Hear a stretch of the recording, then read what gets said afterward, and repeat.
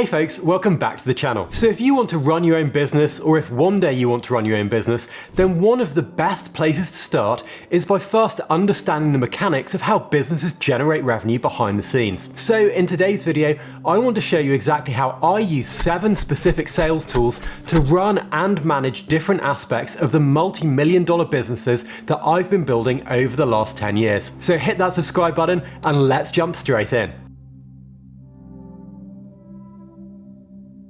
So the first app we're going to be looking at is called TidyCal. At its core, TidyCal enables people to book and schedule meetings in my calendar, saving me loads of back and forth over emails, as I can just send out my booking link and then people can find a time slot that suits them and book in to meet me. TidyCal is from the team at AppSumo, who are in fact sponsoring this portion of the video, and they've also included a special offer to try out TidyCal, which I've popped in the description down below. Getting started with TidyCal is really easy. You just simply sign up, set your working hours, add your calendar, and then share your booking link. Prior to switching to TidyCal, I used to use Calendly as my go-to booking tool, but because I have quite a large team and I also have lots of different calendars, I found that TidyCal's lifetime pricing of $29 and features like being able to connect up to 10 different calendars made TidyCal a simpler and more scalable option for myself and my team. Now, as a sales tool, I'll use TidyCal for scheduling sales calls with minimal friction, either using my booking link over email or by embedding a booking page into a particular website. I'll also use it for things like podcast guests booking into podcast slots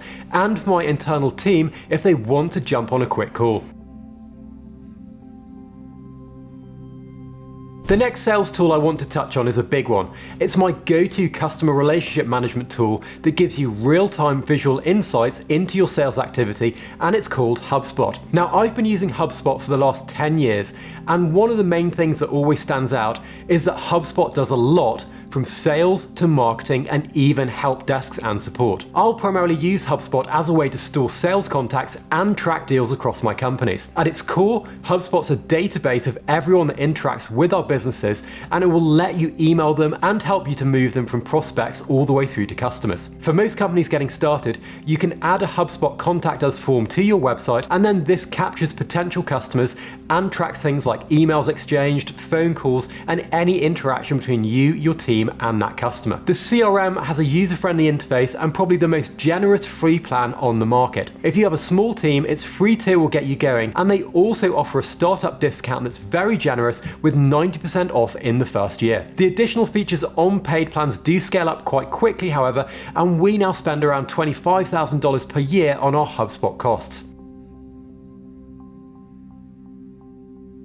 Next on the list, we've got ConvertKit, which is the platform that we use to grow our email list and to send out my weekly newsletter, and basically this is an email marketing platform with some really cool features. So if we take a look, we can see how many people I have on my current newsletter, which is just over 18,000, and we really only started doing this newsletter around 8 months ago, which is quite a lot of traction in a short space of time. We can also see that we've got an open rate of around 40% and a click rate of almost 8%, and in that 8-month period we've sent almost 100,000 emails. Now, if we jump over into the broadcast area, this is where we'll send out my individual weekly updates newsletter, Thursday Thunder, and we can also see a little bit more granular data for the specific emails sent out and see what people clicked on and what resonated with them to try and make things as helpful and as valuable as possible for the audience. The cool thing about ConvertKit is that you can send broadcasts, but you can also send sequences. And so, for example, as part of our courses like 7-Day AI Pro, we have a series of 4 or 5 emails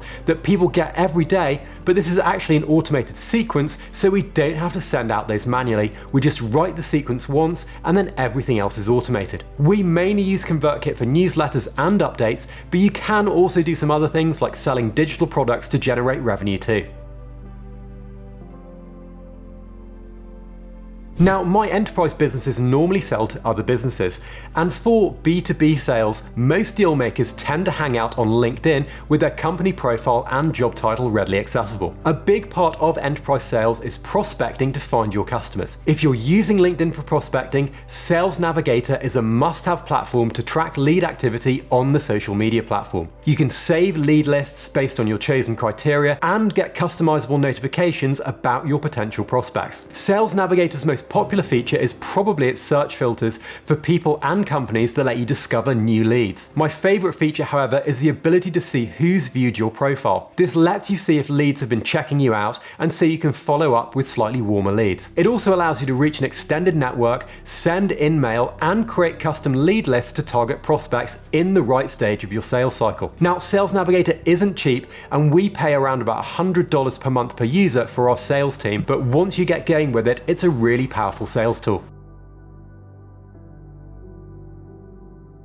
Now, while direct outreach to customers is vital, sales is as much about expression as it is impressions. Designed to optimize and amplify your LinkedIn and Twitter presence, Hype Fury has quickly become my go-to for all things LinkedIn and Twitter organic. From scheduling posts to maximizing engagement, Hype Fury has helped my business to grow my audience, increase my reach, and build genuine connections on LinkedIn and Twitter. I use Hype Fury to automatically send posts, plug my newsletter when posts get a certain amount of engagement, and repurpose content across different platforms. Hype Fury lets me schedule posts in advance so that I can maintain a consistent presence on LinkedIn and Twitter without being glued to my screen, and its automation also ensures my evergreen content is regularly shared across my entire audience. Hype Fury also provides detailed analytics on my post performance, helping me to understand my top performing content and to refine my overall posting strategy. I can then use these insights to make data-driven decisions to improve my engagement and grow my following base. Hype Fury also has a really cool content library feature that lets you store and organize your best tweets and posts, making it easy to repost your most engaging content. And for Twitter, its thread builder is super helpful,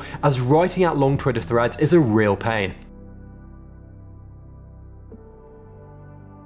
When it comes to sales, not all of your customers are going to live on LinkedIn. You're going to have to go and find them yourself, and to do so, you need to do some cold outreach and what's called direct sales. When I first started out, I had no idea how to send a sales email, and I probably made my emails too wordy and far too salesy. To get results now, I find that personalized emails with genuine thought are the best way to go about it, but often these take ages to build, and because everyone's inbox is flooded, it often takes around 7 points of contact before someone actually takes an interest in what you're selling. This is where Lemlist comes in. It's an AI-powered sales outreach platform that helps you to craft cold outreach emails, enrich any contact information you might have, and personalize your emails at scale with their AI campaign builder. I use this as a bit of a precursor to HubSpot, so that any cold prospects I want to reach out to go into my Lemlist leads database, and then the team will try and connect with them and build trust to a point where we can show off our products to them, and then we'll move them across into HubSpot as our main customer relationship management tool. Lemlist also has a really great community